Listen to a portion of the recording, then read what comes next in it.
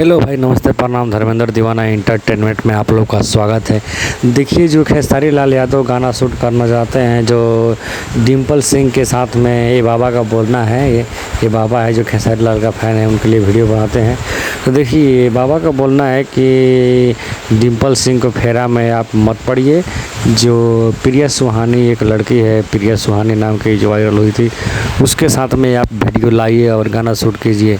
तो ये खेसारी लाल तो मान नहीं रहे हैं, ये डिम्पल जी को मुस्कान के पीछे पड़े हुए हैं कि डिम्पल जी कब हमारा गाना में आए। ठीक है, कुछ बातें हो, कुछ आगे बात बढ़े, पर ये बाबा तो बोल रहे हैं कि उसको छोड़िए और प्रिया सुहानी के साथ में आप वीडियो कीजिए। तो पुराने चीज़ को छोड़िए, नया पाइए, कुछ नया कीजिए। ठीक है, तो खेसारी लाल मानने वाला कहाँ है?